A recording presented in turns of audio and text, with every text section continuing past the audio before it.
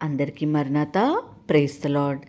సామెతల గ్రంథము 20వ అధ్యాయము 30వ వచనాన్ని చదువుతున్నాను. గాయము నుంచి దెబ్బలు అంతరంగములలో చొచ్చి చెడుతనమును తొలగించును.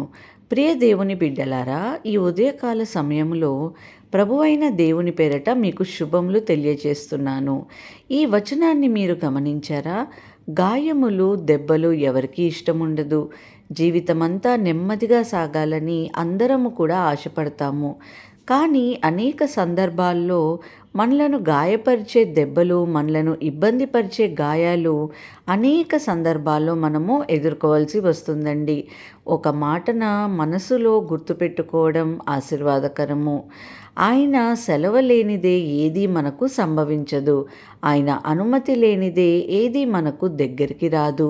గనుక గాయాలు అయినా దెబ్బలైనా కొన్ని సందర్భాలలో మనము స్వీకరించడం ఎంతైనా ఆశీర్వాదకరము. సామెతల గ్రంథం 3వ అధ్యాయం 12వ వచనములలో తండ్రి తనకిష్టమైన కుమారుణ్ణి గద్దించు రీతిగా యెహోవా తాను ప్రేమించు వారిని గద్దించును అని వ్రాయబడి ఉందండి. ప్రియ స్నేహితులారా, దేవుని గద్దింపు, దేవుని గాయాలు, దేవుడు అనుమతించే దెబ్బలు కొన్నిసార్లు మనకు మేలే చేస్తాయి. జకరియా గ్రంథము 13వ అధ్యాయం 6వ వచనంలో చూస్తే ఆ గాయములతో ఉన్న వ్యక్తిని అడిగాడు. ఏమని? ఎందుకయ్యా ఇన్ని గాయాలు నీకు అయ్యాయి అంటే ఆయన అన్నమాట చూసారా? 13వ అధ్యాయం 6వ వచనములలో నన్ను ప్రేమించు వారి ఇంట నేనుండగా నాకు కలిగిన గాయాలు అని అన్నారు. సందర్భం ఏదైనా ఆ మాట అద్భుతమైన మాటే కదండి. ప్రేమించు వారి ఇంట ఉంటే గాయాలవుతాయా అంటే అవుతాయి. ఎందుకు అంటే అవి మన మేలు కోసమే అని మనము గమనించడం ఆశీర్వాదకరము. రండి, గాయాలు చేసే 5 మేలను ఈ సమయంలో మనం గ్రహించడం ఆశీర్వాదకరమండి. మనము చదివిన సామెతల గ్రంథం 20వ అధ్యాయం 30వ వచనములో ఆ గాయాలు చెడును తొలగించే గాయాలు. ఇక దీనికంటే మేలేమున్నది చెప్పండి? గాయపరచబడుతున్నామా? అయితే చెడుకు దూరం అవుతున్నది. అటువంటి గాయాలు ఏమైనా పర్వాలేదు. ఒక డాక్టర్ దగ్గరికి వెళ్తే మన లోపల మనకి ఇబ్బంది పెట్టేది మన నుండి తీసివేయాలనంటే తప్పక గాయపరచబడవలసిందే. నాకు గాయం లేకుండా చెడును, అనారోగ్యంను, నన్ను ఇబ్బంది పెట్టే వాటిని దూరం చేయమంటే ఎవరు చేయడానికి వీలు కాదు కదండి. గాయములు చెడును దూరం చేస్తాయి. ఈ మాటలు మనసులో ఉంచుకోవడము ఎంతైనా ఆశీర్వాదకరము. రెండవదిగా, గాయములు మారు మనసును కలుగజేస్తాయి. అపోస్తుడైన పౌలు కొరింథీయులకు రాస్తూ 7వ అధ్యాయం 9వ వచనంలో 2వ పత్రికలో అంటున్నారు, నా పత్రికలు కొన్నిసార్లు మీకు దుఃఖమును కలుగజేస్తాయి. అది గాయమే కానీ మీరు దుఃఖపడితిరని నేను సంతోషించుట లేదే కానీ మీ దుఃఖము మారు మనసుకు మిమ్మల్ని నడిపించిద్ది గనుక నేను సంతోషిస్తున్నాను అని అన్నారండి. గాయములు మారు మనసును అనుగ్రహిస్తాయి. నమ్మిన దేవుని బిడ్డలారా, కొన్నిసార్లు కొందరి మాటలు, కొందరు సేవకుల మాటలు నీకు ఇబ్బందికరంగా అనిపించవచ్చు. అయితే అది నీలో మార్పు తీసుకురావటానికి దేవుడు తన బిడ్డలను ఆ విధంగా వాడుకుంటారు. గలతీయులకు రాసిన పత్రిక 4వ అధ్యాయం 16వ వచనంలో పౌలు ఈ విధంగా అంటున్నారు, నేను మీతో నిజం చెప్పినందున మీకు శత్రువైతిని అని. చూసారా? నిజం చెప్పిన వాడు శత్రువు కావడం మనకి క్షేమము కాదు. కాబట్టి గాయములు మారు మనసు కలిగిస్తాయి. 3వ మాట చూస్తే సామెతల గ్రంథం 27వ అధ్యాయము 5, 6 వచనములలో చూసినట్లయితే ప్రేమించుట కంటే బహిరంగంగా, లోపల ప్రేమించుట కంటే బహిరంగంగా గద్దించుట మేలు.